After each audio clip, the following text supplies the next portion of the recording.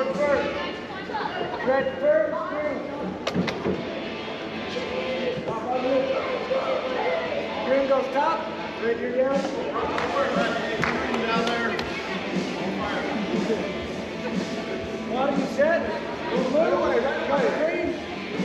How you doing, bro? Ball.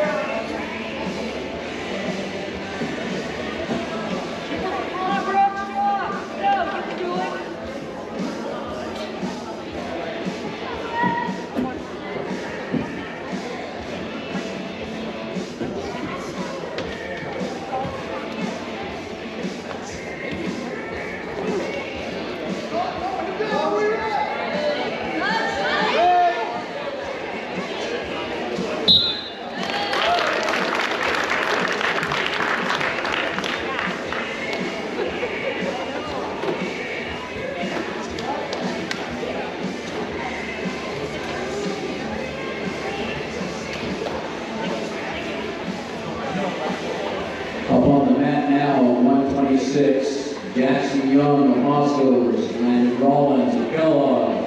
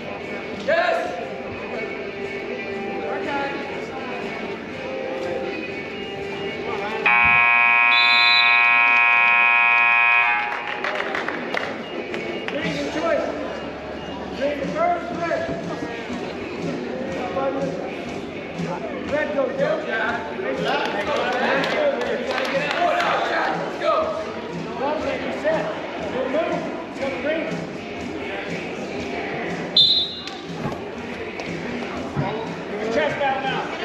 Chest out.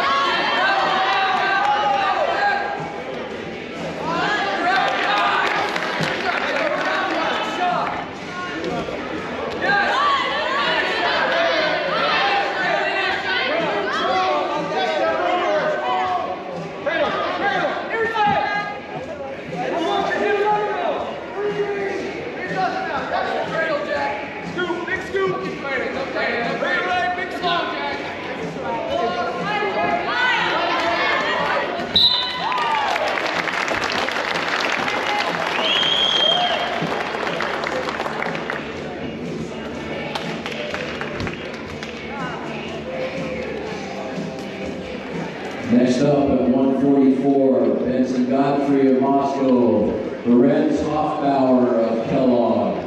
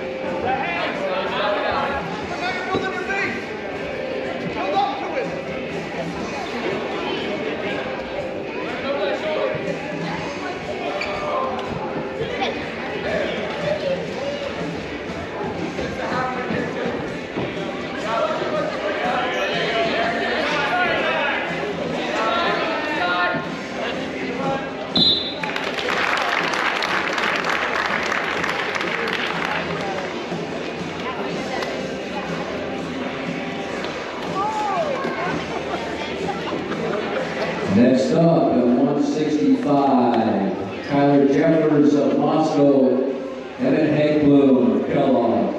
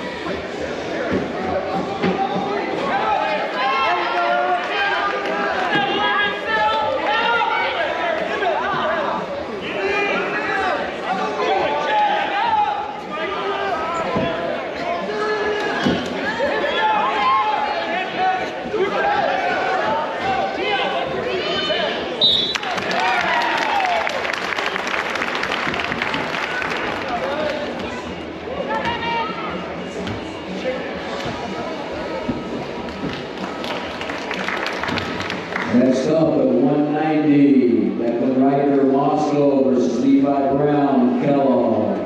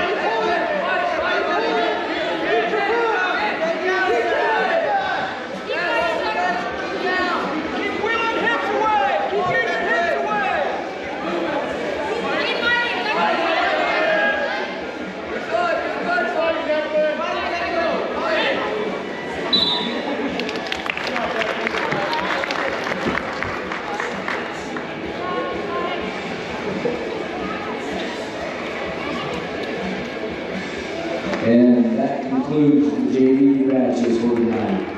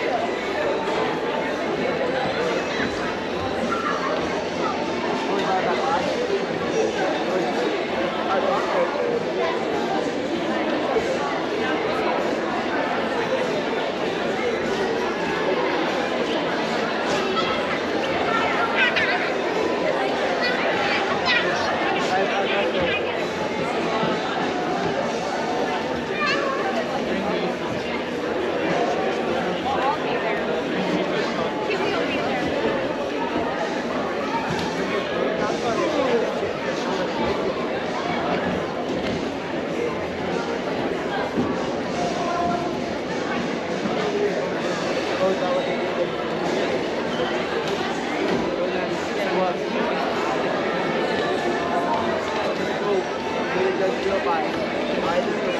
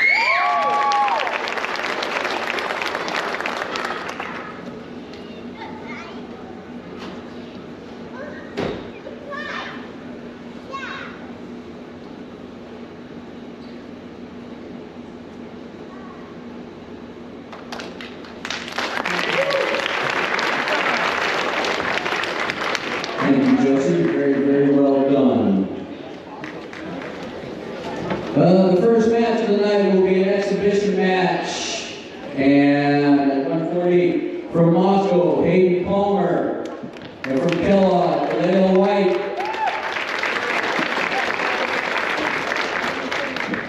At 98 pounds, it is a double forfeit. Welcome, ladies and gentlemen. Wildcats live here from Andrews Gymnasium, Jacobs Gulch, Kellogg, Idaho, home of the Wildcats, for a non-league duel here against the Kellogg Wildcat Wrestlers and the Moscow Bears. And I am once again joined by, I won't tell his class, I don't want to give his age. He ages like fine wines. Current former Wildcat state champion, Matt Armstrong, here joining me. Matt, what do you know, buddy? Well, thank you for the introduction. Glad to be here again. Second inaugural time coming to down scene. Looking at the lineup here, yeah, we got we're going to be a little bit starved with some of the matches. We want to see a little more wrestling, a lot of forfeits. Double forfeit at 98. Looks like Moscow's forfeit in the last three weights to us at 190, 250, and 285. Wow. Those are where you want, like Kellogg guys, those are where you want guys to get reps, right? Those guys, those heavier weights. Yeah, that one at CHA Peak. We talked about him. Yeah, he's came a long way the last couple of years, so just hoping to get him, I guess, the Tri-Cities. Charles Vasquez of Moscow versus Jace Haynes. Absolutely. And then Story, looks like Story's got a forfeit too. You know, he's come off that Tri-State. At 157 from Moscow. 7 years, the Wildcats. Joshua Anderson versus What a Edward feat. Hammond of Kellogg. 30, how many years? 37 years, 1987. Jamie Barnes. 38, I guess 30. Moscow 38 versus years. Coach Duncan of Jamie Kellogg. Barnes and Ryan Wood. Ryan Wood. 1987, 38 years it took. That's And impressive. at 175 from Moscow, Joseph Markson versus John Hanningfield from Kellogg. Maybe somewhere in there. Could have been coached by Ron Wood, right? Great Ron. Love it, love it. Don't forget about Dan Harrison. Dan Harrison, metal shop teacher right up the end of Skid Row. Peak of Kellogg receives a forfeit. So they're coming in And announcing at here. Yeah, just looking at the 285, Moscow William Bears lineup, Howell I of think Kellogg receives a 132. forfeit. Slinky's one of the Alan Slinky, Braden Hayes could be a good matchup with one of the better guys. I'm just trying to look And your referee, Damon Rowe. not super Captains, familiar please with report to the middle of the match. to be honest with you. We've seen him at some tournaments, but I think it's going to be a pretty strong day for the Cats, to be honest with you. They might, and this is a 5A opponent, right? I think this is another 5A opponent. Last time I was here was Sam. Yeah, they're there were 5A. five. Yeah, they've 5A, so they've redone all the classifications again. Yeah, So there's a lot of them. Got to keep. yeah, and Kellogg was 3A forever. Went down to 2A. A2, then they went to 2A. Yeah. Then we were 3A forever, and now we're now classified as 3A, even though it's a 2A. They just bumped everything down. But 3A is, that's where they need to be, and that's where if you're a 1A or 2A school, you're wrestling 3A. So there's a lot more schools in there. You know, they actually have a real district. When I say a real district, there's 10 or 12 teams. So you look at a bracket and it's full. Instead of some of these districts, you got 2, 3, 4 schools, which is not what you want going into state. You know.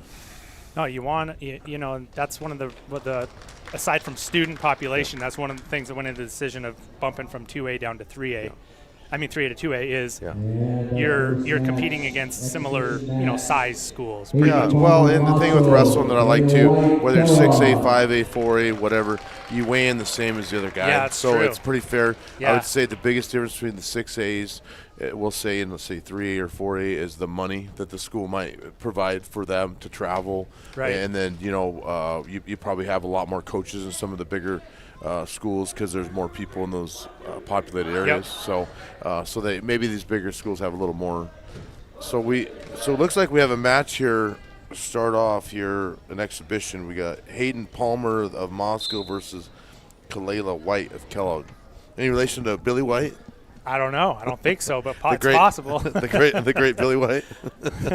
Willard White. Are you out there, Willard? Give us a shout. So it looks like Kalela comes out with, she had a front head draw, but she got a little too excited trying to come around.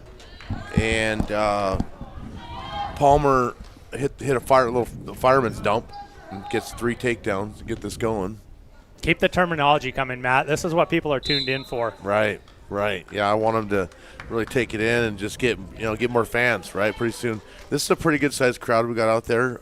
Yeah, for a non-league duel, the Kellogg side especially. Yeah. These wrestling fans they're dedicated. Right, good fans. I wish we had another. We're talking to the great Steve Ivey. He's up in the booth with us. The only thing, we maybe like another school or two here, right? Yeah. Because these smaller schools, all these forfeits you hate. These guys have to weigh in. It looks like Palmer, is coming out. It's got a half sunk pretty deep. And, White's. She's in trouble. She's in trouble. That's definitely a tough position to get out. You're in that north-south position. And then you try to roll through now. It really gets tight. She can get that arm. She can get that arm through. She can get her belt buckle to the mat. And there she does. She gets to the mat right here. If she can hook that leg, she'll go right to a Granby. And she doesn't hook the leg, but she's out of trouble. She's surviving, yeah. She's surviving. And to her right now, that 42 seconds feels like 42 minutes, right?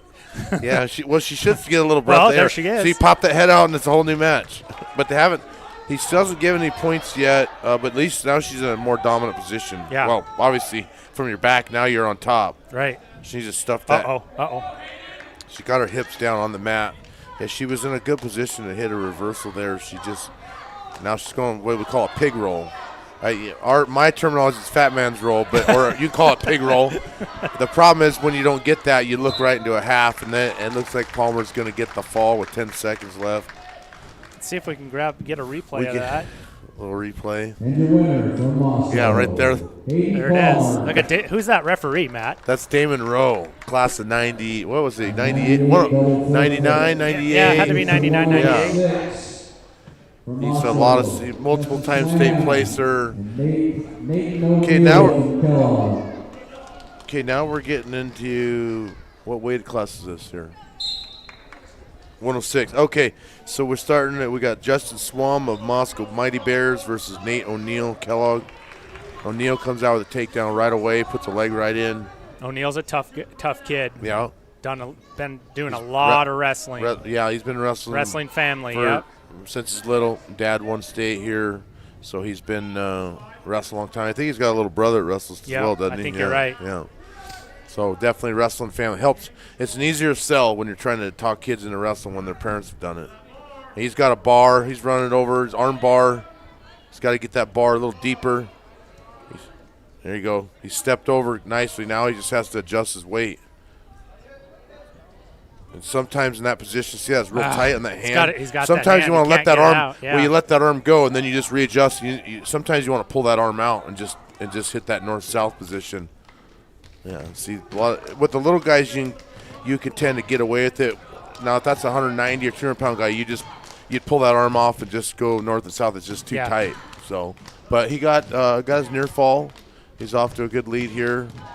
It's a little roll through tilt there. Referee Rowe gives him just one count, so that's not enough. Nope. What's the count got to be, Matt? Well, you get the 2 count for those fans out there. You get a 2 count, you get 2 points, 3 count, and look at his feet are up. Yeah, once their feet are up over the air, you probably got a good chance to pin him, right? So he does. O'Neill gets the pin with what? Let's see what we got on replay, Matt. From Kellogg, Nate O'Neill. It didn't take him long. He's only, about a minute and 25 seconds. He got it rolled up tight. Once he sunk that, look at that half with a bar. It's over. He scoops it, and then watch the guy throws his legs up and over. Well, this is, that's our tri-state champ story. They're taking a forfeit, right? Yeah, nobody wants to wrestle him. No one wants to wrestle him. Yeah, I don't blame him, right? Somebody ate a couple cheeseburgers to bump up a weight, so they Somebody have to wrestle story. That guy. He's fresh off a tri-state championship for the first time in 38 years. That's incredible. So now we got Aiden Figueroa versus Ryder Perry of Moscow. Figueroa with Jeremy and Jason Figueroa's wrestling here in the 90s, the mid to late 90s. Early to late 90s. Those are names we're used to hearing too, Matt. Oh, a lateral drop. That's like off of Vision Quest. That was sweet.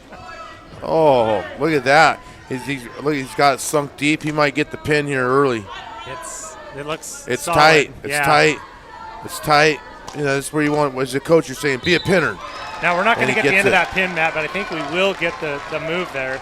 Let's You're go not with going it. to get the replay. Don't get watch how the guy pushes in. That's when he goes. Watch when the guy pushes back in. That's when he boom. See him turn those hips. Yep. That was sweet. That was awesome. Hey, we're not getting a lot of wrestling tonight, but I like seeing stuff like that. Let's keep that going. So what? The Cats are off. What's the team score? They're not updating the team score up there. I don't see. 18-0. Yeah, there is. Now we're on to 126 with Hinkleman, state runner-up last year, probably ranked number 1, I'm sure. He was at the Tri-State as well, 120. I think he got 6th place at 126. Great performance. As a sophomore at a tough weight. He's got a knee pad on backwards, Matt. Is he protecting his calf or something? Yeah, he's had a little bit of injury problem with that knee. He's actually sat out a duel earlier this year against Coeur d'Alene. So he's probably just trying to protect it. Probably sideline Yeah. most basketball Yeah. players, most wrestlers just put pads on Just and go through the for it. pain. Right? Wrap it up and go. That go through the pain. It's Such tough athletes. gotta hurt I a love little it. bit, right? I love it. High crotch for Hinkleman. He runs right through him. Boy, he's on his back half. He's got a reverse half sunk. Let's see Wildcats are making quick work here, quick Matt. work. Yeah, I don't know what the speech Coach Julio gave him. We welcome Coach Boone Julio from the great Julio family. Speaking of state champions. Yeah, 3 and 4 times. Both his brothers are 4-time state champions out of American Falls. And he's coming right into, with the Cats back-to-back third. What, they get third 2 years in a row, is that right? Or Yeah. third and second? Coach Miller's up here. Coach Miller. What did the Cats get the last 2 years? Third and second?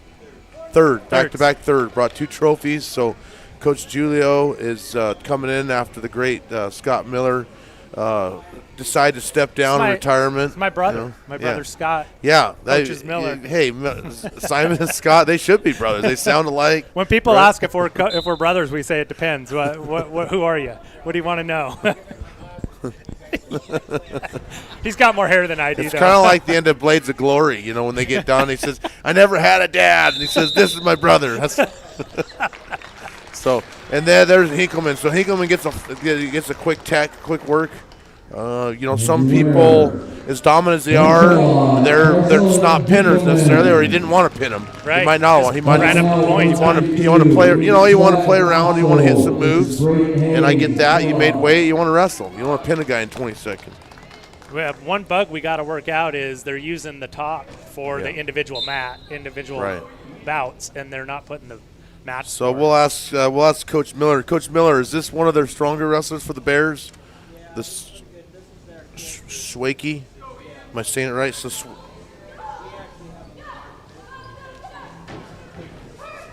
Kendrick. Okay, so this is an important match for district seeding then. So Braden Hayes, he's going against this Kendrick Tiger. Okay, he wrestles for the Bears. I think he placed last year at state, right? Yeah, he was state placer, and that's good to see a place like Kendrick. I got family down there, and they're all football, but it's good to see a kid can get opportunities here and going and working out with the Bears. He doesn't. They don't have wrestling at Kendrick, and they're in the 2A division. Mm-hmm. So it's good to see that just that sport growing, and he's really going for a lot of dumps here. That's what he's already got. 3 dumps, 3 firemen. He's up 9-2. Hayes needs to down blocks to square up here. Now he's going for a dump. He's like, you dumped me 3 times, I'm going to dump you. Yeah. They're in a good scramble here. Hayes needs to knee slide and come up to a double leg there. He needs to get that. So he needs to keep his back straight there. He's still in a good position to score. You want to duck his head under there. Well, it looks like Schwakey ends up getting the takedown there. Oh, they're already 12-3. Yeah, I mean, with the 3-point takedown, which I really enjoy. It accelerates it, Yeah, doesn't it? It really does, because back in the day, when you want a technical fall and so on, you had to get like 15 takedowns. And so you could take a guy down like 5 or 6 times, make a mistake, go to your back, and it's tied up. You've only been dominating the guy. So the 3-point takedown is giving a lot of action for sure.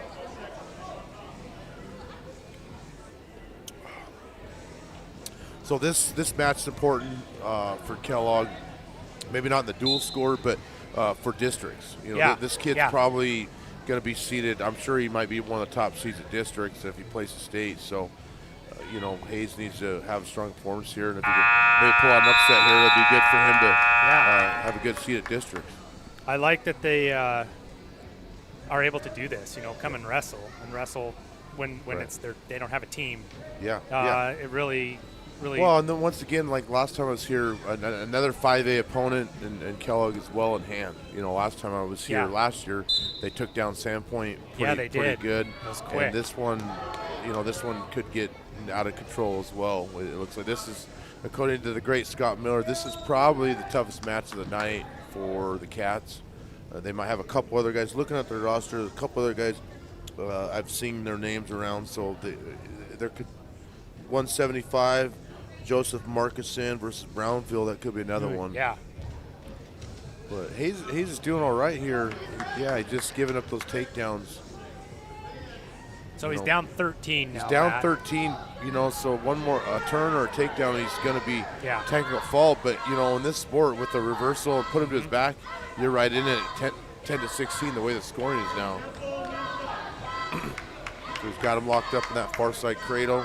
He's going to want to try to scoot his hips away, put that bottom knee, and he's going to get the fall. Yes. He gets the fall with 54 seconds into the second round. Winner from Moscow, Swakey gets the fall over Braden Hayes.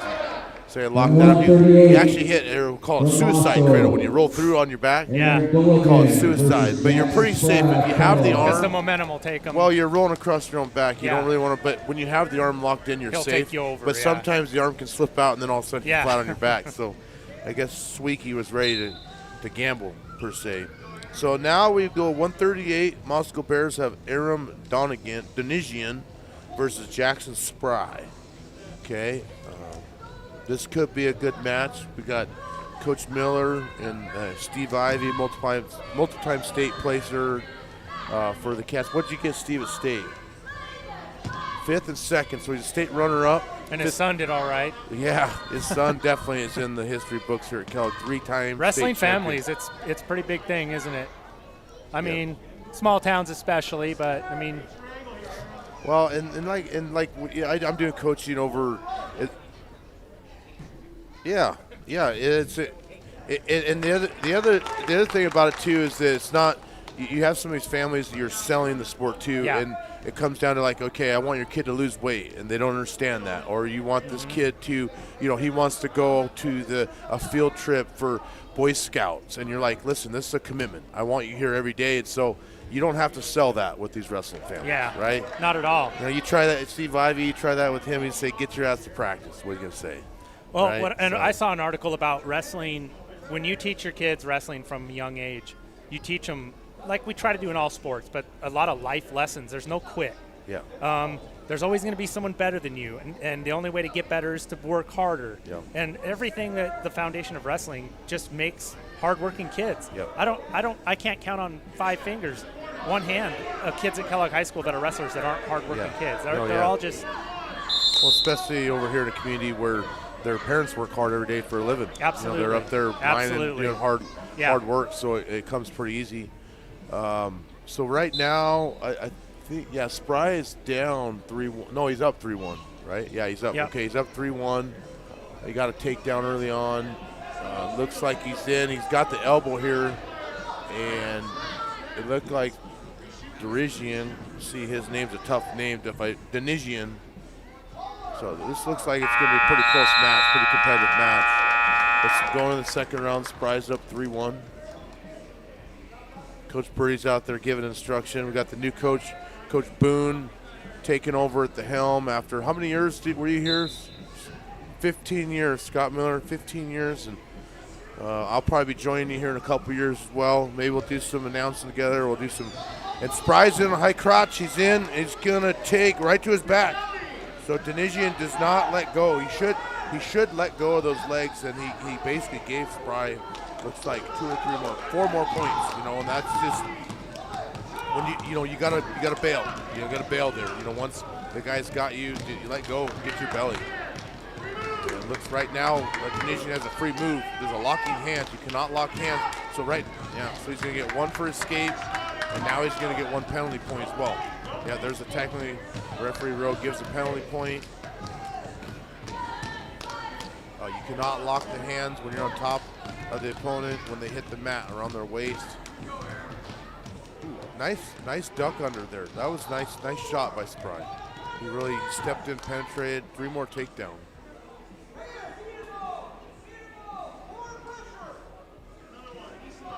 So it looks like Spry, he has his legs hooked there. He looks like, yeah.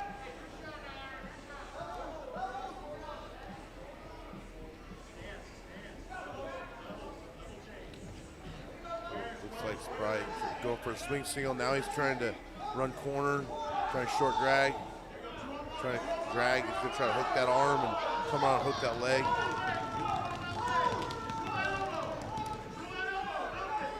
Tunisian's going for the dunk, and he gets it. That'll get him. That's going to get him right back in the mat. Oh, he's not going to get near fall, but he does hit another fireman. We've seen a lot of firemen tonight, which is what I expect. Kellogg's comes from a great line of firemen's carries. Yeah, this is the first time we're going to get third period action. Yeah. Which has been rare tonight. Right. I know we're already up to, what are we up to? We're already up to 138 pounds. Yeah, we're hoping to see as much wrestling as we can. Going to the third round, it looks like Spry, I believe Spry chose down. And that takedown didn't hurt him too much. If he would have given it back points there, it would have been a whole different ball game. But he still got a 6-point lead, which is a couple takedowns. Now, there's not much break between periods. No, maybe 30 seconds. They're not going to give you time to rest. It's a go mentality that they have. So they give you your choice. What you want, top, bottom. And Spry gets nice little reversal. That was good. And he's going to cut. Looks like Spry really feels like he's got the advantage here on their feet, and so he's fine to just let him go and keep taking. Now he's on a fireman there. Now the fireman's going to, he can go right. Ooh. He could have scooped that head and it took him right to his back. Oh, yeah. You see Birdie and Julio really yelling. They could get a feet to back. That would have been feet to back type thing. How much, Matt, when you're wrestling, I know you're obviously, you're straining and everything else. How much can you hear of your coaches if they're right there? If they're yelling loud enough, I would think right there with Birdie only 5 feet away, he can hear him pretty good. Right. Now, some people might not listen too well, so I don't think they might tell you they don't hear you, but they're just not good listeners. And that comes down to coachability, being coachable. That's one attribute. No matter how good you are, being a coachable person. No matter what level you're at, what sport you're at, being coachable. Yep. But if they yell loud enough, trust me, you can hear them. I think that's what they were yelling at, is that he was in such a good position to take him right to his back there. If he would have scooped that head, he could have locked up, cradle. Especially that cradle too, where it's a far leg cradle. You got the bottom leg, that's a pinner. They don't come off their back on that one. Now, what is referee Rowe telling? I think he got on too quick. I kind of turned my head. He put him down. Okay.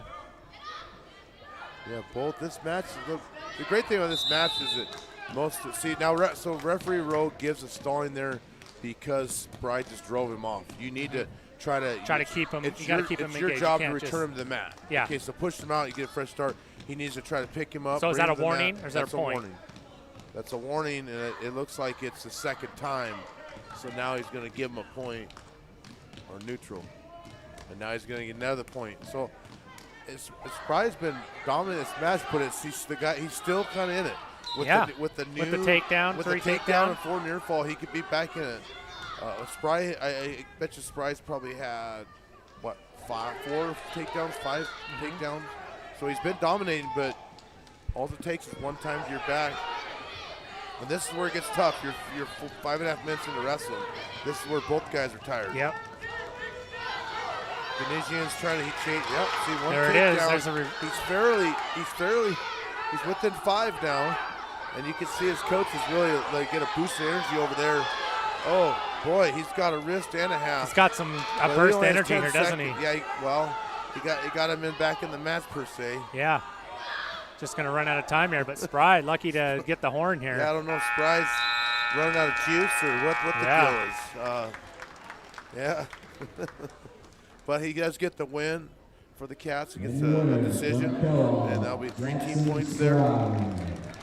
And he pulled it out.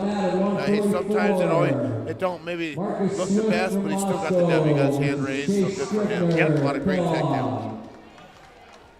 So now we got Chase Scribner. He's 3-time state champion. He's placed pretty high. Yeah. I believe he's been third or second, third, fourth. I don't know if he's won it, but 2/3.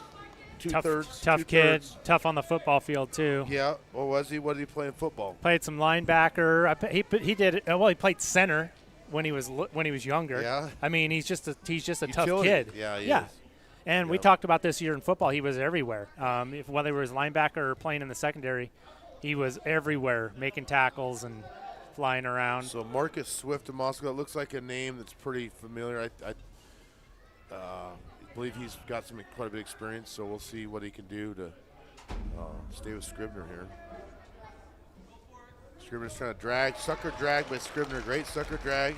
That's when a guy has a front headlock on you and you pull down the arm, and so he executed that nicely. You know what I appreciate about the move names? Like, they make perfect sense. Yeah. I mean, they're not like a lot of colorful names too. Yeah. Right? Yeah. And now that sports evolved over this last 34 years, I've heard some of these moves like 3 or 4 different names. So, yeah. Like pig roll, fat man's roll, yeah. whatever you want to call it, right? There's a move. What was the patented Jamie Barnes move? The double chicken wing? The double chicken wing. Oh. You don't see the double chicken wing a whole lot anymore. It was over once that was. I think, it was everyone, called for it. Yeah. With him. It was like, and that's a painful move, trust me. Yeah. Listen, when we were growing up, your brother would use me as a freaking wrestling dummy. Yeah. And he was easy on me, and I was still in pain. Let me put the double chicken wing on. Yeah. Or the figure 4 or whatever. He used to do all kinds of crap. Shout out to Brad Armstrong, another good wrestler, Kellogg High School wrestler. Now Swift's doing a lot of faking here. And that's a pretty good shot. He's got the arm. Scribner's going to give him heavy hips here. And he got him off. Yep, he got him. He's in a real dominant position now. Scribner keeps his hips high. He's got to get his elbow back. His elbow's getting pulled down there, but if he can pull his elbow left elbow? Out, left elbow out. He's got. It looks like time's running out, but 3-1 lead for Scribner going in round number 2. Pretty even match so far. Scribner defers over to Swift. Swift's coach kind of ponders it and looks like he says now he wants to go both up. And he does have pretty good motion, Swift. Because he deferred, then if they make it to a next period, then he gets to choose? Yeah. So he'll get to choose third round. Looks like Swift has front head draw here. And there's that sucker drag. Same thing he hit him on with the first round. And they're on the edge of the mat. Oh, he goes in. Oh, he gets fireman's carry. Scribner, it looked like he kind of let up for a second. That's when you tell your wrestlers, hey, you want to keep wrestling on the edge of the mat. It looked like he paused for a second. Yeah. He might be able to pull out of this if he can get the leg in. He's really high, though, or try to get a stalemate. But, he's crafty. He's got tons of experience. He might be able to pull this out, but he's in a tough spot right now. He can scramble. You just want to keep moving. If he starts to get in position here, there you go. Now he's going to get a leg, and that's good. That's going to create a lot more troubles there. There he goes. He does. That was a great job of recovering, per se. Like I said, just kind of looked like he just let up this for a half second. Hesitated just for a little bit. Yeah, he's just like, we're going out of bounds, and boom, the guy reshot on him. And, like I said, the Swift has double leg. Nice double leg by Scribner. Great blast double leg right through him. Caught him. It's good timing with that. Put that in the picture-in-picture, Matt. We'll replay that down. Absolutely. Watch this. Boom. He's just going to blast. He's backing up, and Scribner's just going to pop and go. Boom. There it is. Just good right underneath those arms. Yep. Great takedown. That replay is really nice. That's great technology you got here, Simon. Hey, we're working on it. It's a little bit at a time. We see it live, but then you can actually show the fans slow motion. Maybe it's some little kid out there will see that and start practicing that in the club. Say, I want to blast double leg somebody. That's a cool move too, blast double leg. Well, it looks like he's on top here. He looked like he was going for a cradle there. But Matt, like you said though, you're constantly reading your guy, and Chase waited until the guy backed up just enough to where he knew he had a shot. Kind of a feel. Yeah. You know, that Swift kept faking a lot, and he got him backing up, and then it looked like Swift thought he was going to tie up, and boom, he dropped and went. And the main thing is he kept his feet going, went right through him. And those double legs, sometimes a lot of people will shoot, just stop. You want to just run your feet right through them like a football player. So Scribner, he did defer in the second round, which gives him the choice to go down. Right. So he's ahead 6-1. All he can do 6-1. is really escape here. I mean, to or get he points. could escape or get a reversal. Right. But you want to, if somebody doesn't pick down what's their choice in a close match like this, it's probably because of one of two reasons. Either A, he's not very good on bottom, or he feels like Scribner is really good on top. And he's going to maybe really have to work hard to get that one. Scribner's, he's out now, mainly out. He's right here to go back to that sucker drag, he at least get one. If he pushes away, he gets his one. He just needs to push away. And, they gave him one. And the guy's right back in him. Swift was right back in on that dump again, that fireman's carry. Yep. And looks like he's going to recover. Good. He's going to get his hips back. And now he's going to pick up the takedown. So 3 more. Wow. There we go. This is 5 minutes into the match. These guys are definitely tired. At the 2-hour weigh-in, they made weight. I don't know how much weight either one of them are cutting, but wrestling and duels is hard. Yeah. You went all day. You probably didn't have a whole lot to eat last night. Maybe a little bit of drink, a little bit of fluid, not much today. And let me tell you, you weigh in, and 2 hours later you're right there wrestling live. Right. It's not like after you weigh in you're going to go, eat a bunch. You can't eat them all. That's not going to work. You do it, guess what? You pay the price. Yeah. I still remember a time in St. Mary's where we decided to have a pig out competition in the locker room, and it was like Teenage Ninja Turtle pies or something like that, and it was awful. So you make that mistake and your stomach is hurting, you won't do it again. But they're both still wrestling hard though. They're looking good. It's just duels are tough, because you make weight tournaments. You weigh in the morning, you get that recovery time. Yeah. By the later in the day, especially a 2-day tournament, you're really feeling good. So it looks like he's got a pretty dominant. With the 9-point ahead, as long as he finishes by 8 or more, he's going to get a major decision, pick up 14 points. And he's got that back leg, like a Navy ride is what we'll call this, a Navy ride when you hook that leg. And you can try to hook up a far side cradle with that. And he's going to end the match on top. A couple of close calls there, but he only gave up one escape. He still was a pretty good match, good competitive match. I like to see that. Scribner, I'm going to have to say Swift is a pretty good wrestler. He gave Scribner a little bit of a good look there, and that was a good match with Scribner. Kellogg. 36-6 is our team score after, looks like a little over halfway through here. We're now up to 150 pounds, and it's going to be Charles Vasquez of Moscow versus Jace Haynes of the Cats.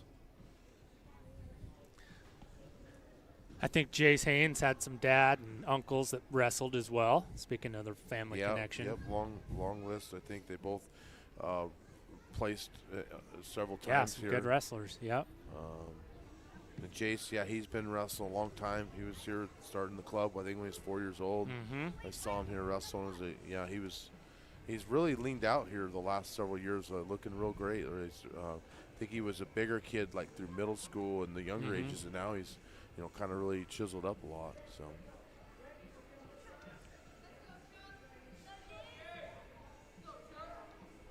What weight are we in, Matt? 150 pounds. Yeah, 150. I thought so he they was. probably weighed in at 152, most likely, with a 2-pound allowance. Maybe it looks like Haynes is in on he's got that leg, and it looks like Vasquez has a cradle locked up, so he's got to be careful here, especially early in a match like this when everyone's fresh. Yeah.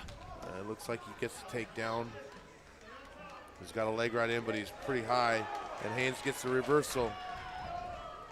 Haynes gets reversal, so it's 3-2. Haynes is down 3-2 now.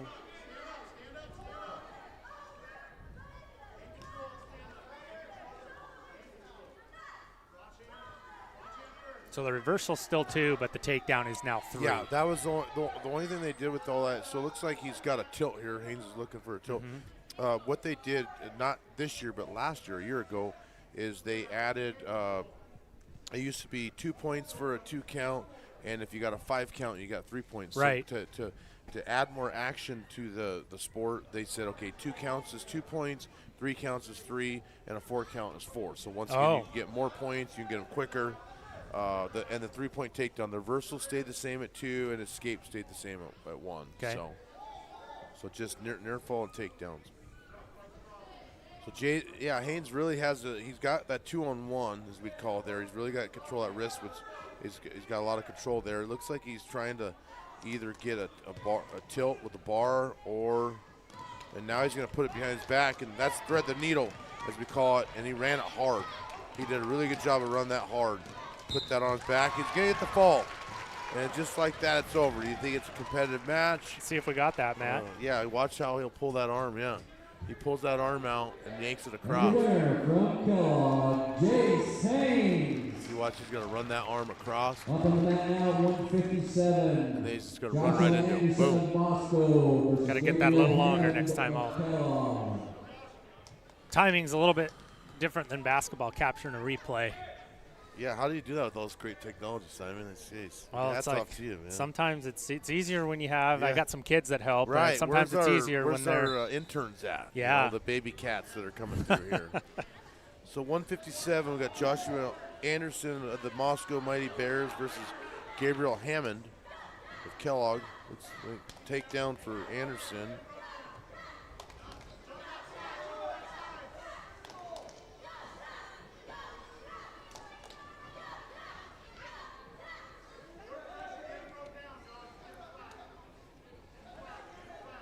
So what grade is Hammond of Kellogg? Freshman? He's what? Making his varsity debut as Hammond. Love it. And a freshman. That's definitely, if you're wrestling, somebody with a lot of experience, it's definitely big shoes to fill. But hey, you gotta get out there and get through it. Especially if they call your name this time of year, people start getting injuries, illnesses, whatever. So there's opportunities that come up for you, and you step out and get after it. So looks like we got a little blood stoppage here. Yeah, somebody took a tough cross face to the nose. It starts bleeding right away, and usually if it starts this early in the match, it might have to stop it several times through the match. So yeah, and I always was even more impressed when they shove the cotton up your nose. It make it even harder to breathe. They give the plug. Yeah. It's you're already tough breathing because you're tired, but now you plug up your nose and you got less breathing going on there.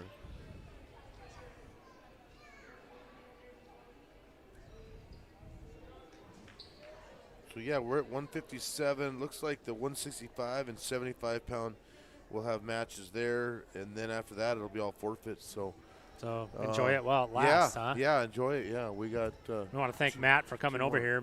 Matt, tell us a little bit about your son Brock.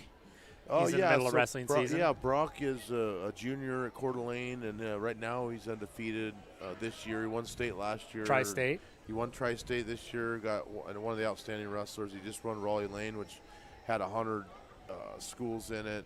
And it was 6 different states down in Boise. So you said that was even bigger than Tri-State. Yeah, a little bit bigger. There, one of the weights at 215, the Sandpoint had a finalist at Tri-State, and then he got put out and never placed down there. So wow, definitely some of the weights down there were quite a bit tougher.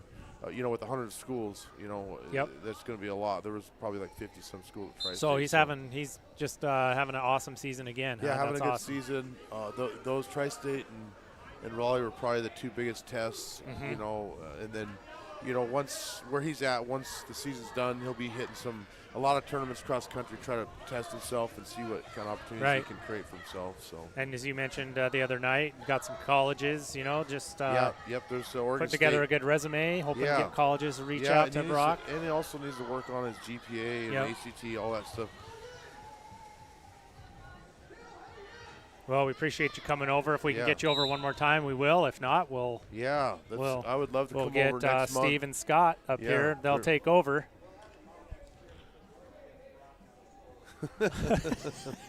That would be great. He was really. We have some close. NIL money we're gonna offer. I him. would like that. Yeah, he was really close to coming here 2 years ago when the levy at Coeur d'Alene wasn't going to pass. So there was no sports, so he was lined up. I think they had a uniform for him for football. They had a singlet for him. I mean, it was about to happen, and then somehow that levy passed. So it looks like gotta love AD Miller. He's always on the job. He's probably got his look. He's got his cell phone ready right there just in case. He's looking to sign a deal. He's like that agent. Who is Terrell Owens' agent? Drew Rosenhaus. He's like Drew Rosenhaus, ready to sign somebody right away. He didn't make a phone call, which is good. You know what? Hey, getting Boone over here to take this job is awesome. His family's over here. He's a family guy, and so hopefully he's here for the next 20 years. At least, you know, that's kind of the Julios were down in American Falls for 20 years. When his dad coached him.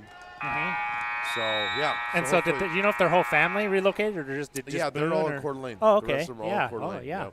Well, it's a good part of the state for sure. All three, the boys, his brothers Gunner and VJ both have a couple. Does he have a brother that plays at Carroll? He just got done. Just got done. Okay, because I remember that name. Yep, he just got done. Yeah, we're working. Yeah, we get him a job over here. You know, it could be football, wrestling. So double leg, he does, and he brings his knees up, and Anderson gets that through Hammond. You know, we'll split it this time, Matt, so they can see. See how he gets head up, just drives through it. Hammond, lets go of it, goes his belly. Like I said, once you feel like that takedown is done, you instead of go to your back, you don't give it back points. Go to your base. Yep. But this is good. Hammond's 157. He's just a freshman, and he's getting a lot of valuable experience here at the varsity level, under the spotlight. You get out there in that spotlight, and it's loud. You hear a lot of different things. There's a lot going through your mind. It's like, boy, this guy's got it. Looks like Anderson has a half and a wrist. So if he can, he definitely does. Oh, it looks like Anderson's going to get him to turn. He's getting near fall. Can Hammond get through there? Can he roll through that? He's trying to hook that leg there. You see what I would, the bridge. He's going to, what he wanted to do is bridge. It's tough. He couldn't get that arm through. He has his arms tied up pretty good. And so that's a tough spot to get out of. Well, good experience for sure. Hey, they got the match and bout scores. Good. They finally figured that over there. Scott and Jen Stover run over there. They got that figured out. Johnny Stover's parents, varsity wrestler here, state runner-up. So now we move on to 165. We got Keith Gulbrandson versus Colton Duncan. Fireman's carry. Nope, he's going to go to high crotch. Is Colton a sophomore? Sophomore. Colton's sophomore. No relation to the Duncan that taught here? Oh, he is. Levi Duncan. His dad went to school here, but not Brian Duncan. Not I don't Brian, think not the Brian Duncan who he coached the Cats in the early 90s. That's right. Levi Duncan went to school here. What year did he graduate?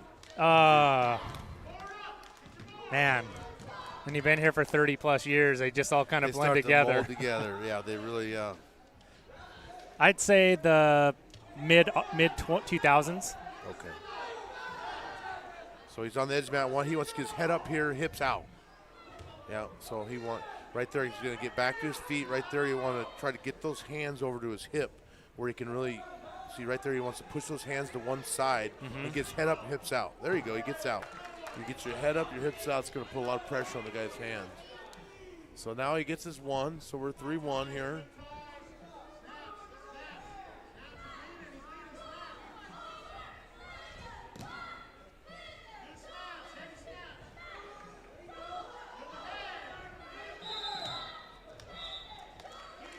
And off the mat is it 4 points, Matt? Like what is considered? So if anything's on the mat, they'll keep it going. Okay. I think that maybe their feet just got the edge on touchdown. But even if you're pinning somebody and your feet are in, There's and something touching their in. body's out, you can still pin them unless your feet come off the mat. Okay. Then they'll stop. But that's another. Let's see that fire. Well, we've seen a lot of firemen's carries tonight. There's another fireman's carry for Gulbranson. He's up 6-1. Duncan's got to suck it up for this 13 seconds, huh? Yeah. Hopefully he can get knees under him, get one real before the round. You know, at the end you want to score at the end of the rounds. You know, like, so if you're Gulbranson and the Moscow camp, you want to get a ride out here. And Coach Julio and Birdie would like to see Duncan get at least one escape or reversal to end the period there. So it looks like Gulbranson defers over to Duncan, and Duncan's going to go back down.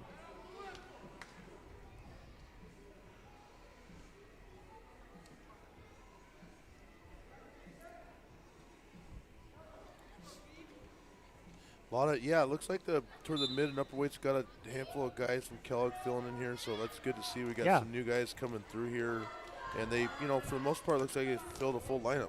Yeah, for sure. The 98 Anytime you're wrestling. Do they have? Is there a 98 pounder? No 98 pounder. Okay. Yeah, is there a 98 pounder in the hallway? We got to get out for that, or sometimes that's the best way to do it, right? Start searching the hallways. And I know that Coeur d'Alene, the Moffats found an 82-pound freshman, and he wrestled 98 all 4 years. Wow. And he ended up being a state runner-up. He went from not knowing nothing at 82 Sure. pounds. He was losing to my son as a fourth grader at the time. So he's losing, and then 4 years later he's in the state finals. That's awesome. But yeah, I mean, that's a lightweight class. You're hoping that you got guys coming up through your club that have wrestled little guys. I know a couple years ago the Cats had several guys there. Yeah. And those guys are now at like 113. Yep. But so yeah, it's first time in a while that having a 98 pounder, which that 98 pounds is pretty light, right? Yeah, it is. And then you gotta maintain and keep strong. Oh yeah. And keep that weight, and so your body and your frame has to be just right. Yeah. So we go 6-2. Looks like Duncan was able to get away again with both these guys. I'd like to see. Yeah, there's another fireman's attempt there. So if Duncan, he's got a piece of leg. Now, is he gonna see if right there, if he can't get the takedown, you hope he gets back to his feet. Right. So he just that way, they always say like, hey, there's nothing wrong with taking a shot. And you get back to your feet. Yeah, you just don't want to stay down there. If you're not going to score, try to get back up, get back to your feet. Nothing's lost there. You'd like to see the aggression of trying to score points. So now we're at 9-2. He's been able to get away from Gulbranson. He just needs to get a little deeper on his shots. He's just kind of on the edge there. He needs to, repenetrate with his knees and knee slide and get up there, keep his head up, his back straight. So now we go into the second period, and we see some. Yeah, it looks like Duncan was kind of his facial body language is not great on that, right? Yeah, he looks like he's he's sucking air. And you don't want to show that to your opponent, right? Or the opponent's coach or anybody. Right. They're like, hey, it's like hey, blood break in the him. water, That's when right? they start saying, break him. He's hurting. Like, you don't ever want to show that for all you young wrestlers out there. You always put your hand over your hands and just look right at him and don't let him know you're tired. I suppose some of that could be you could sandbag him, right? You could not really. You could rope-a-dope him, just kind of like. No, that's like dropping a little bit of blood. There's a lot of hunters over this valley putting some blood out there in the snow, and the people smell blood. They're all over that. No, there's not a lot of situations. There's no faking that stuff. So we got score 13-3 now. Yep. Duncan has been able to get away a lot. He's been able to get back to his feet. He's had a hard time on the takedowns.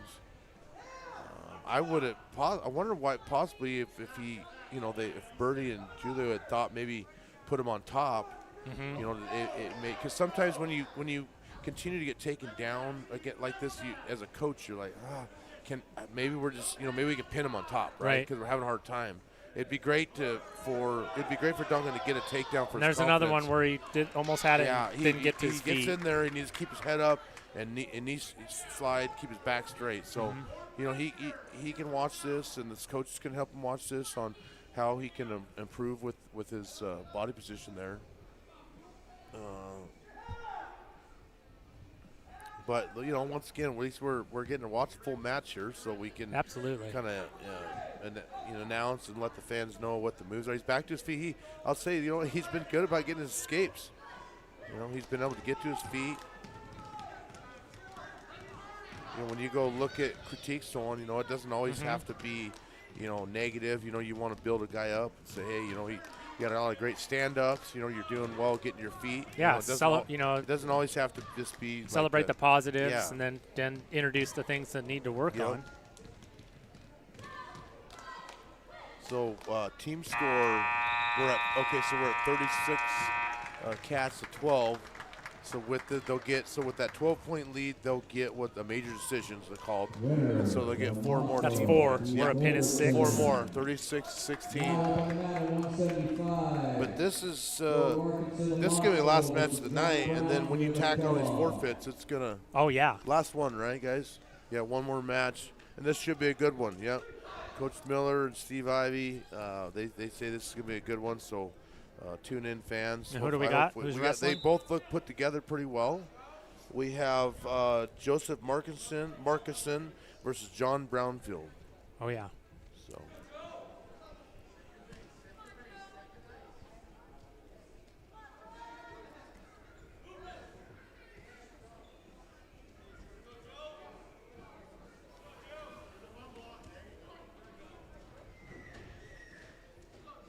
Both guys tying up pretty strong in the tie there. Yep. They're both trying to get an angle, trying to set up their shot. Or we saw Markson kind of try to throw by, it's called, or slide by. See, and then that Brownfield did the same thing there. He's hoping to maybe slide by and get an angle there.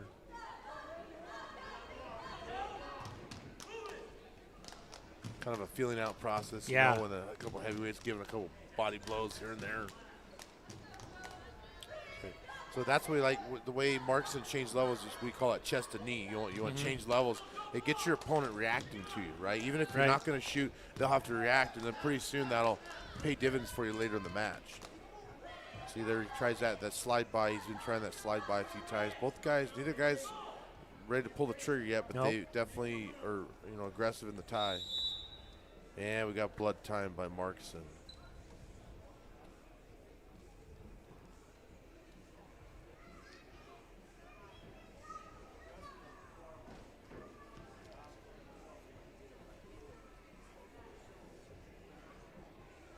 This year or okay, in a duel?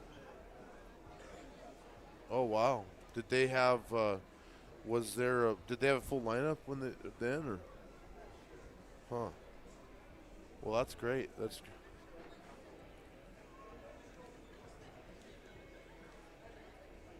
Yeah, I remember Moscow.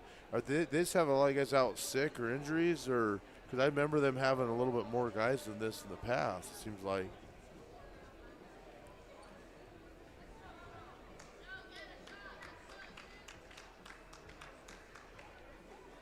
Well, it's right after the holidays. So what did Brownfield, did he make the state then last year? Was he missed? Okay. What grade's he in?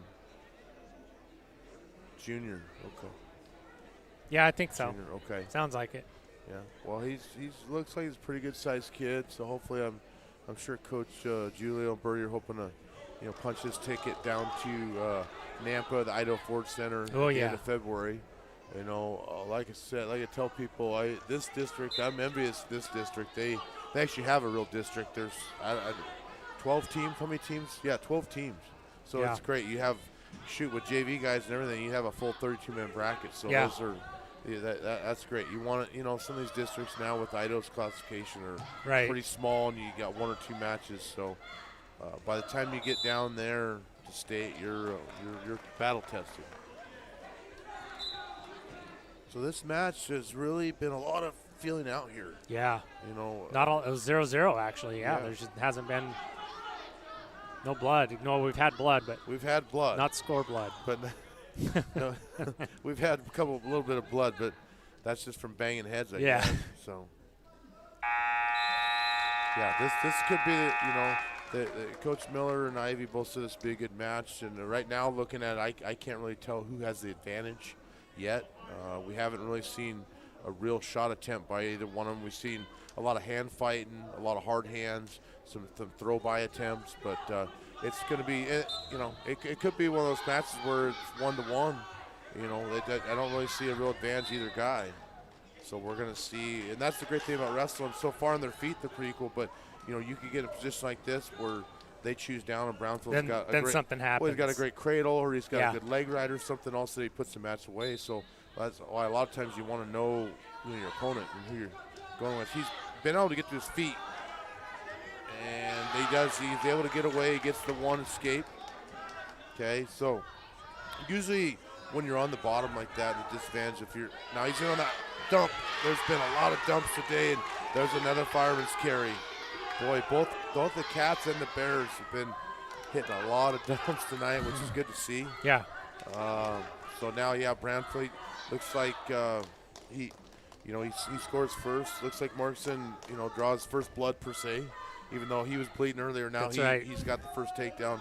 You want to see Brownfield, get his knees under him, start getting up to get back to his feet, this round, and hopefully he can get another takedown, tie it up before we go to the third round. It's close. Stay on the mat. That's where see right there is where he did all that work to get to his feet. Instead of going out, he wanted to go back into him. Getting up to your feet, you're carrying that opponent's weight. So we get referee Rowe gives a caution because Markson got a little excited there. He just hopped on without listening to the referee's command. So he's going to ask Brownfield, "Are you set?" And he says yes. So that's good. Both good refereeing. Good refereeing. And good motion by Brownfield. Right off the whistle, you like to see a guy go around the whistle, explode on the whistle. He's to his feet. Now he gets his head up, hips out, stay on his feet. He wants to hand. He was leaning forward there. Right there, Brownfield want to kind of look at the ceiling there, get his belt buckle out.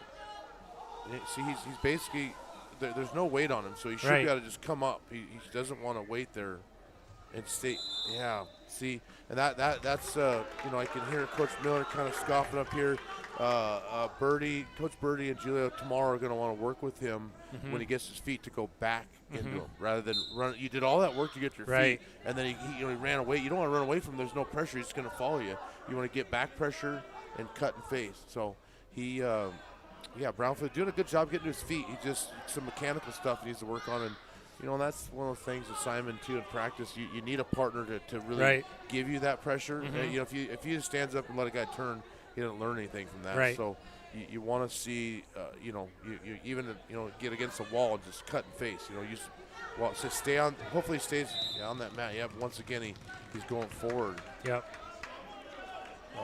There's only 1 second left too. That was the opportunity where he could have got. So Brownfield doing a good job of getting to his feet. Just not able to spin. Most likely going into this last round, there's 1 second left. I would bet Birdie and Julio maybe choose both up. Just because he's been able to get to his feet, but he hasn't been away, and it also takes a lot of energy. And let's see what coaches do. I saw Birdie pointing down. No, okay. No, he was just doing a coaching point. He was okay. I think he was scolding him, get the takedown. So he did what I would have probably done as well with a coaching point. Yeah, because if you get a takedown here, it's 4-3. And like I said, it's kind of defeats you a little bit too when you can't get away. Right. And so a takedown here, he could try to get a turn, or he could even let him go and get 2 takedowns. But it definitely is going to give him a little bit of life here. And he also could pick up a couple stalling calls and get a point that way and a takedown, which ties it up. So he's only down 4.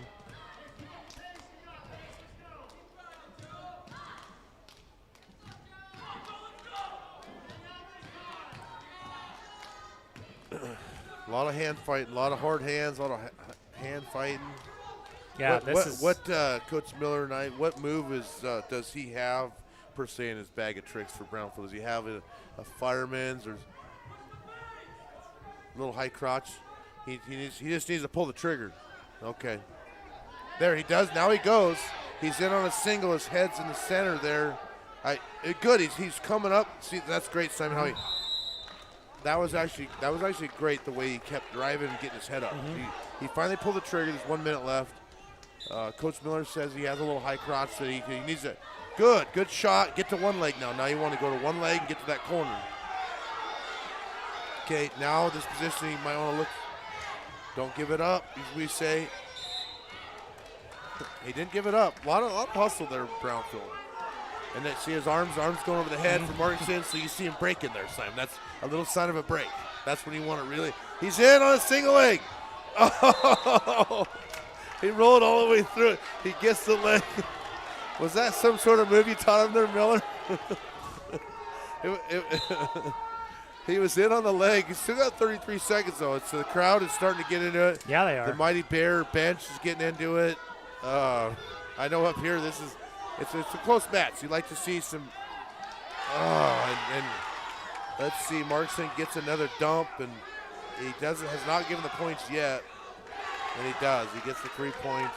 But those are some good shot attempts with Brownfield. Yeah, they were.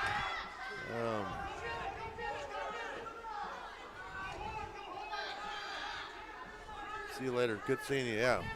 Coach Steve Ivey, Hey, thanks for joining anytime us. you want to come up here, buddy. Yeah, it was good to have You and Scott are up next. We'd like to see it. We'd like to see it. Yeah, it was Coach Miller and Steve Ivey joining us. See you later. They were up here joining the booth here. A lot of information they were able to share with us on the kids' ages. Yeah. They've been on this CAP program. It's good seeing Coach Miller go from coaching mode to AD mode, where he's kind of able to kind of look at the big picture part of it now, and he's always had Birdie and great assistance up and down, and now we got Boone out there, Coach Julio. So now we're gonna get our forfeits. Looks like Josiah Miller got a forfeit. Now AJ Peak, and this is where the score is really gonna. These are the Kellogg guys I want to watch too, because I feel like Kellogg has improved in the upper weight classes. They lose Van Vliet last year, but they got guys like AJ that have elevated. William Howell the third. What grade's William Howell the third? He's a freshman, I think. A fresh, taking the forfeit. It's a crowd favorite, the team favorite. Yeah, you like to see that. That's and he's Van Vliet kind of looks like Van Vliet a little bit in his stature. Van Vliet was kind of like a shorter heavyweight as well. Gets the dub tonight. There's a double forfeit at the beginning of the match, so I think they give both teams 6 points for that. Matt, after you watched all those, we had some forfeits of the guys that wrestled. We give out a player of the game in basketball, and we give out a player of the game in football. Yeah. We have the Beanery down there on Railroad Avenue coffee shop. We get kids like a gift card. Yeah. Who would your Kellogg wrestler be for tonight? We're going to let you choose. Yeah, that's a lot of decisions, a lot of pressure, but someone's going to get a cup of Joe or coffee or a Lotus drink. A Lotus, probably a Lotus. They're probably not, they're not coffee drinkers. They're not They're probably getting a muffin or something. But I'm going to go with Scribner. I'm going to go with Scribner. All right. He had a pretty competitive match with Swift, and he was able to pick up a major decision. And that Scribner's a two-time, third twice, so he's got a great pedigree. So I'm gonna have to assume that Swift is a pretty good wrestler. Yeah. So he was able to kind of win all those positions. Here's what we do. Yeah, we'll fill that out for Chase. Congratulations, Chase Scribner. I think we might have a make good for him from football too, because football went so fast and they were away for so long. I think I owe a couple guys, and I think he's one of them because he had a pretty good football season too. Yeah, so that's awesome. And thank you to the Beanery for sponsoring that. They donate the gift cards. Get you a drink or two, take a buddy down, get a drink. Wildcats at the victory. What else, Matt? Go walk around Tears Field, check out one of the best backdrops of football stadium. I mean, iconic. It really is for a small town to have that big of a stadium with the Dirty Dogs right above it. Oh yeah, it is iconic. So but he did a good job, and there was some good matches. Like I said, we wish we could get more, but that's the way the cookie crumbled today. That's right. And so you see Coach Birdie down there working, showing. Looks like Duncan showing him a few things here. Yeah, nonstop, right? Yeah, you go right back to the drawing board. You learn from these. Everything you do, whether it's a practice, a duel, a tournament, it's all preparing you for the end of the season at state. And you learn. So, Matt, this is something else, too, that I noticed about the wrestling community. You just get done. This is your venue. Yeah. and you're responsible for taking it down. Yeah, but you're not ready to go home yet No. until you roll up mats, tuck them away, put the chair. Then you come and you get your final speech. And Coach Julio and Coach Birdie will give But you a Matt, summation. these mats are like night and day from when you were in high school. Like those, you'd have to roll the whole thing up, and boy, yeah. like Yeah, now they're these in are sections great. and they're lighter and really, really beautiful. better mats. technology, I yeah. love the colors too. I like how the Cats have kind of. It seems like over the last 10 or 15 years they've put a lot of black in the uniform, right? It seems like back in the day we had a lot of like bright yellow and white, and right? and the gold. Yeah, going to gold. more of the gold Well, color instead of the it was yellow. like a yellow, right? Yep. Did you help implement that, Simon, with the color change, or? This logo right here without the headphones. This logo. Yeah. A buddy of mine designed it for us. Okay. What the last cat look like? The last cat. It was like a mangy looking It looked, cat. well, the last cat, the traditional one. Here's my hat right here. That's what the original cat, based on the neon cat Okay, so- outside. Yeah. And that's a good one too. So we like to have some retro gear too that people can go back and get. But there were a couple through the years that were a little looked like a cat just got out of the creek, A mangy cat from Yeah. looked like maybe like Big Yeah. Creek or Pine Creek or Like something. we want to, like that doesn't that look good right there? That's my That buddy does, Matt. My buddy yeah. Matt Miller Wow, designed yeah. that for us, and I like to see that. That's awesome. we yeah. just started and getting good, it. And hats off to you, Simon, for all the technology for this. Is really great. It's good to be able to give a voice. Yeah. I was talking to the great Tom Rahm, class of '92 out there, and he's like, yeah, with this great announcing that Simon's got set up, I don't even have to leave. You can stay at home and watch it or listen to it. So you can watch it from home, right, on your TV. Oh yeah, and just get right here, announcing. just like that. So yeah, it's a privilege to come over here and announce and next. I guess there's one more next month. I'm not sure the date on it, but hopefully. Well, we'll see if it's complimentary to Brock's schedule, and if not, I hope it does, so I can come. Yeah. Come join in, and hopefully we'll. I think it's Timberlake, which that'll be a good duel. Yeah, probably, right? yeah, good rival, good Timberlake's rivalry. 4A, and they have some good wrestlers. They got a next Wildcat, Jason Jerome, that coaches there. Ex-Wildcat, they got Carter Lautzenheiser, who's a senior, who's a good friend of mine who runs Bowler's Auto in Coeur d'Alene. Free advertisement right here. It's his wife's birthday today, Erin Lautzenheiser. They're probably not watching, but I'll send them this clip. Send the links. So they can, so it's going to be fun to have them in Andrews. They've got a good club, and Carter's a tough kid. So. Well, I know that at 113, Wyatt Carey is a state runner-up, and he's played state multiple times. So if Colton Story and him, that'd be a great duel for the fans. Yeah. Because that's, I believe Wyatt was in the finals at 113 at Tri-State, got second, and then Colton won it, of course, at 108, 106. So that would be a great matchup for these fans. Absolutely. That'd be a great match. Trying to think some of the weights they have at Timberlake. I know Wyatt Carey, 120, Jacob Raid, so he'd go against Figueroa or possibly either they have 220 pounders, 213 pounders, they right? double up on a couple of those lower weight classes. Yeah, so that would be right there's a couple weights. So yeah, Watson, Figueroa, Story. Right. We've got some studs in the lower weight class for sure. And so that'd be great. We know a couple weight classes there where we probably get some great matches, and Timberlake's going to have pretty much a full team. We wrestled up with their Coeur d'Alene at the duels at Timberlake. Awesome. So that'd be great if that works out. I think it's February 4th or 11th, somewhere in there. So for all those fans out there listening, it's going to be probably about 4 weeks away. Yeah, let's try to make it happen if we can. Thanks for everybody for watching. We still have a few people tuned in. For Matt Armstrong, once a Wildcat, always a Wildcat, state champion, busy guy, coaching his sons. And I know he's coaching him in football too. Good friend, family friend of ours growing up. Shout out to Brad if he's still listening from Motown, from Detroit. Motown. Well, this duel is so quick. He's probably still up. Yeah, he could still be up. BA could still be up. He's probably there eating dinner or something, So for Matt Armstrong, I'm Simon Miller. We thank you for watching Wildcats Live. We'll see you next time. Always be a good sport. Be a good sport always. That's the great George White, ladies and gentlemen. Thanks for watching.